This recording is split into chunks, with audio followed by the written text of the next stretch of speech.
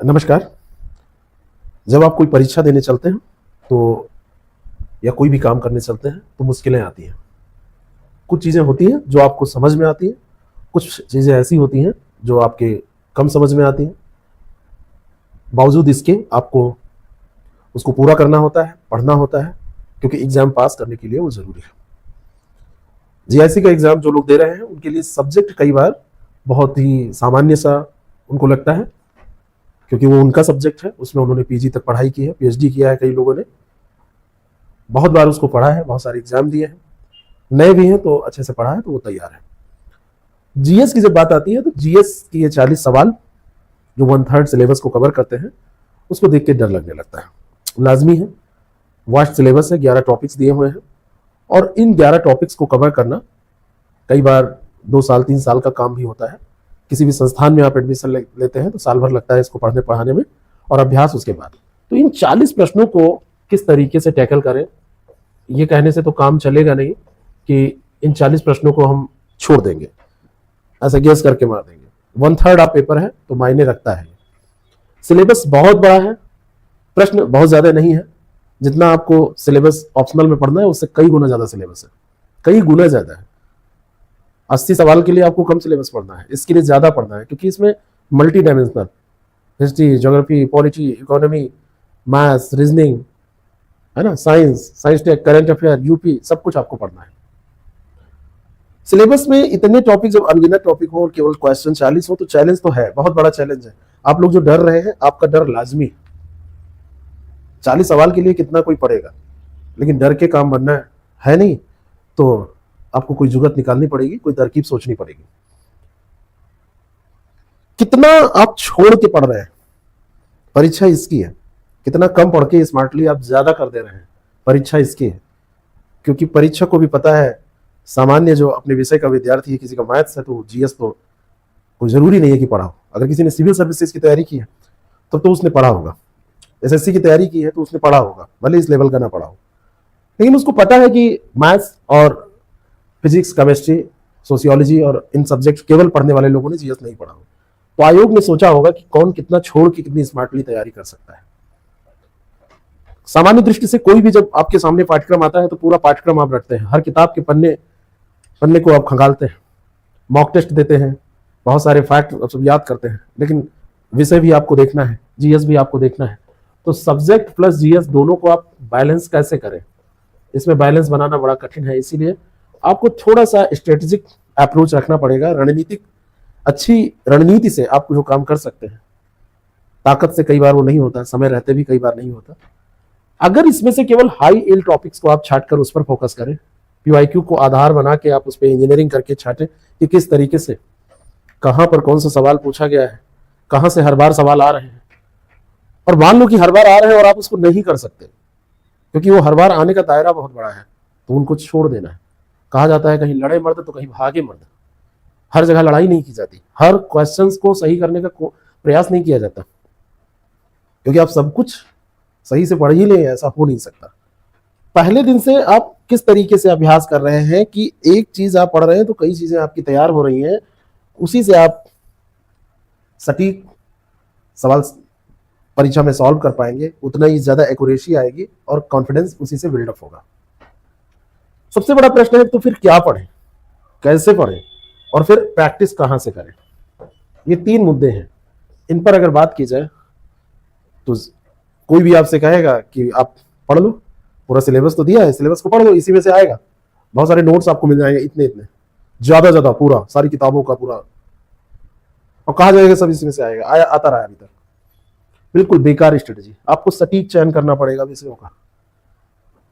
कैसे पढ़ना है, आपको एक्टिव लर्निंग करनी पड़ेगी। आपको चीजों को, उन चीजों को फोकस करके उनको इकट्ठा करना है जहां से सवाल आते हैं। इतना ढेर नहीं, इतने में आना है आपको। और केवल पढ़ने से काम हो जाता तो बहुत सारे लोग पढ़ डालेंगे। केवल पढ़ने का तो टाइम है, एक बार उठाया पढ़ लिया, पढ़ते चले जा रहे, लेकिन उससे काम नहीं बनने वाला है। क्यों? क्योंकि आपको वहां पढ़ने के लिए नहीं कहा जाएगा, वहां पर आपको क्वेश्चन दिए जाएंगे। तो जो क्वेश्चन दिए जाएंगे, इनकी प्रैक्टिस आपने कितनी की है, अभ्यास आपने कितना किया है, और अगर आपने अभ्यास किया है तो उसमें क्या गलतियां हुई हैं, उनको कैसे सुधारा है। इन 3 चीजों पर ध्यान दीजिए, क्या पढ़ रहे हैं, कैसे पढ़ रहे हैं, और उनमें जो गलतियां हैं उनको कैसे सुधार रहे हैं, प्रैक्टिस कैसे कर रहे हैं। यही तालमेल आपको 40 सवाल सही करने के लिए आगे बढ़ाएगा। तो 40 में 40 तो नहीं सही होंगे, ये आपको भी पता है, मुझे भी पता है, और 40 में 40 सही करने की आवश्यकता भी नहीं है। क्या जरूरत है 40 में 40 सही करने की? लेकिन 20 से ऊपर स्कोर हो जाए, 25 के आसपास स्कोर हो जाए, 30-32 सवाल आप करें, 24-25 आपके सही हो जाए, तो बात बहुत अच्छी हो जाएगी। आप किसी भी रूप में ऑप्शनल में अगर 2-4 क्वेश्चन आपके कम भी हो जाएंगे तो आप फेल नहीं होंगे। इसके लिए आपको नियम बनाना पड़ेगा कि आप 30 टॉपिक्स मैंने एक दिन बताए थे, पुराना वीडियो देखिएगा, उनको तैयार कर लीजिए। 20-30% ऑफ योर सिलेबस, 20% की कोर टॉपिक, और बाकी 10% पूरे 80% से मिला के आप तैयार कर लीजिए, क्योंकि ये मुख्य चीजें हैं, यहां से सवाल आपके हो जाएंगे। बाकी 80% जो है ये आप कई बार छोड़ देंगे तो आपका काम चलेगा, क्योंकि सिलेबस का संपूर्ण जो आप एनालिसिस करेंगे, विश्लेषण करेंगे, तो आपको मिलेगा कि पूरे सिलेबस को आप ना पढ़ सकते हैं और ना पूरा सिलेबस पढ़ के आप अच्छा कर सकते हैं। समय भी नहीं है आपके पास, स्ट्रेटेजी पे चलना पड़ेगा। 30 टॉपिक्स, 20%, 30% आपके सिलेबस का, टॉपिक्स की बात करें तो 30-35 टॉपिक्स, अगर सिलेबस की बात करें तो 20%। अगर इसको आप करके और पीवाईक्यू को अपना कंपास बना के उसके हिसाब से आप प्राथमिकता निर्धारित करके काम करेंगे, तो यही जो 20% है ये आपको पास करा देगा। यही 20% 25 सवाल सही करा देगा। यही 20% आप जब 30-32 सवाल करेंगे, इसका प्रैक्टिस अगर अच्छा आपका हो गया, अभ्यास अच्छा हो गया, तो इस प्रैक्टिस की बदौलत, इसके बलबूते पर आप वहां पे बहुत अच्छा कर पाएंगे। लोग माइक्रो से मैक्रो की तरफ जाते हैं, आप माइक्रो से माइक्रो की तरफ जाइए। आप पहले सेलेक्टिव रीडिंग करिए, आप उनको समझिए, कीवर्ड्स को नोट करिए। हमारे पास एक क्रैश कोर्स है, उस क्रैश कोर्स में हम यही कर रहे हैं कि आपके सेलेक्टिव रीडिंग, केवल काम की चीजें दे रहे हैं, और उसमें से भी हम आपसे कह रहे हैं कि थोड़ा बहुत नोट करते रहिए। और उस सेलेक्टिव रीडिंग और कीवर्ड्स के बाद में फिर आप जो आपका छोटा मोटा नोट्स बनेगा, तो वो आपकी बिल्कुल चीट सीट की तरह काम करेगा, जैसे लगेगा कि पुर्ची है जिसमें सब कुछ नोट है जो पेपर में आने वाला है। इस तरीके से कुछ हो जाएगा। पैसिव रीडिंग बंद कर दीजिए, एक्टिव रीडिंग करिए। एक्टिव का मतलब होता है दो, एक काम का, और काम का तो है ही है ये, साथ साथ में ये है कि बोझिल नहीं, इंटरेस्टिंग होना चाहिए। केवल काम का और बिल्कुल इंटरेस्टिंग होना चाहिए, ये नहीं कि आप बस खाना पूर्ति करने के लिए पढ़ रहे हैं। और सबसे ज्यादा जरूरी है अभ्यास। अभ्यास केवल जांचने के लिए ना करिए, सीखने के लिए भी करिए। हमेशा अपने को टेस्ट मत करिए। समय सीमा के भीतर आप 40 सवाल कर पा रहे हैं कि नहीं, गलत हुए प्रश्नों के पैटर्न को आप देखकर सुधार कर पा रहे हैं कि नहीं, उनके नोट्स थोड़े बहुत 40 सवाल में से 10 आप 15 गलत हो गए तो उनको नोट किया आपने कि नहीं, और फिर उसका रिवीजन कर रहे हैं कि नहीं। तो सिमुलेशन, रिवीजन, एनालिसिस और इंप्रूवमेंट, उसमें सुधार, ये एक्टिव होता है, ये एक्टिव लर्निंग का प्रोसेस होता है। एक्टिव प्रोसेस है, एक्टिव लर्निंग इसी को कहते हैं। नहीं तो फिर आप करते रहिए, बहुत सारे लोग ऐसे करते रहते हैं। सबसे बड़ी दिक्कत है कि भूल जाते हैं, पढ़ने के लिए बहाना चाहिए होता है। टेस्ट दीजिए, हम जो टेस्ट करा रहे हैं आप उसमें एक बार प्रतिभाग तो करिए, मैं अभी आपको डिटेल में सब बता दूंगा। तो चीजें क्या होती है, जैसे आप पढ़ते हैं 100%, पहले ही दिन आप मान के चलिए 30-40% तो भूल ही जाता है, और फिर 3 दिन बाद, पहले दिन ही 70% आपका भूल जाएगा, 3 दिन बाद आप देखेंगे तो 80% भूल जाएगा, एक सप्ताह बाद 10% ही याद रहता है, एक महीना बीतते बीतते सब खत्म। इसीलिए रिपीटिशन जरूरी है। यहां आपने पढ़ा, एक दिन बाद, अगले दिन जब नया पढ़ने शुरू किया तो रिवाइज कर लिया, फिर ये आपका अपग्रेड हो गया, फिर से 3 दिन बाद फिर रिवाइज, हफ्ते भर बाद फिर रिवाइज। तो आप क्या है, अपने को अपग्रेड करते चले गए, महीने बाद भी रिवीजन, टेस्ट दे रहे हैं, टेस्ट में जो कमियां रह जा रही हैं, जो सवाल गलत हो रहे हैं, उनका रिवीजन। तो सही समय पर किया गया छोटा सा अभ्यास, घंटों की जो पढ़ाई है उस पर भारी पड़ेगा। आप करके देखो एक बार, उस पर भारी पड़ेगा। और 40/40 का जो ये मास्टर फार्मूला है, आप 40 सवाल नहीं सही कर पाएंगे, मैं जान रहा हूं, लेकिन 24-25 आपके सही होंगे, 20-22, 24-25 सही होंगे, ये डिपेंड करता है, लेकिन एक्टिव लर्निंग से होंगे। आप जब चयन सही से करेंगे, सही से अपने कंटेंट को कम स्पेस में, कम पेजेस में लिख के रख लेंगे, लगातार अभ्यास करते रहेंगे, अपने को जांचते रहेंगे और सुधार करते रहेंगे।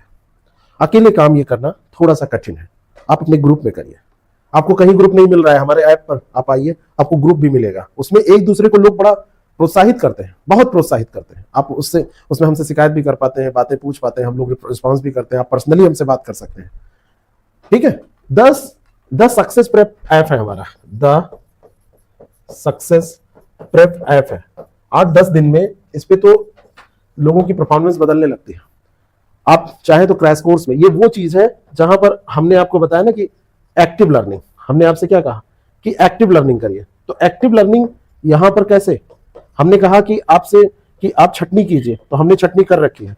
हमने आपसे कहा कि शॉर्ट नोट्स बनाइए, हमने यहां पर आपको शॉर्ट नोट्स बनाने का पूरा प्रोसेस और पूरा सारा कुछ मतलब बना बना के ही दे रहे हैं, आपके ऊपर कोई काम नहीं। हमने कहा कि प्रैक्टिस करिए, प्रैक्टिस प्रैक्टिस के लिए हमने टेस्ट रखे हैं पूरा 40x40, 40 क्वेश्चन और 40 टेस्ट। आप इसको करिए। बाकी सब्जेक्ट में जो आप समाजशास्त्र है, आपका भूगोल है, इतिहास है, हिंदी है, नागरिक शास्त्र है, इसको तो आप करेंगे। The success prep app download करिए, एक बार आप उसको देखिए। ये सारे काम हमने कर डाले हैं, तो आपको इसमें दिमाग लगाने की जरूरत नहीं है। स्मार्ट वो व्यक्ति होता है जो जिसके कार्य है उनको करने देता है और अपना उसका लाभ उठा के अपना काम निकाल लेता है। बहुत सारे लोग पैरेलल नोट्स बनाते हैं पढ़ते पढ़ते, एक किताब इधर रखी है, एक उनका नोट्स मोटा सा बन गया, क्या मतलब है भाई। तो जो भी मैंने स्मार्ट टेक्निक आपको बताई है, हमने इस बैच में उसका प्रयोग किया। आप चाहे तो इसमें तैयारी कर सकते हैं। और ये टेस्ट सीरीज तो रामबाण है, ऑफर के साथ इसका लाभ आप उठा सकते हैं। द सक्सेस प्रेप ऐप आप जरूर डाउनलोड कीजिए। बाकी कोई क्वेरी होगी आप बताइएगा, और ये आपके लिए बिल्कुल एक अलग अनुभव होगा। अब बहुत लोग कहेंगे कि यार जीएस में कुछ हो नहीं पाएगा, ना करने से तो वास्तव में कुछ नहीं हो पाएगा, लेकिन करने से अवश्य होगा। कोई क्वेरी होगी, कोई प्रश्न होगा तो आप नीचे कमेंट में बताइएगा, हम उसका रिप्लाई जरूर करेंगे। Thank you so much.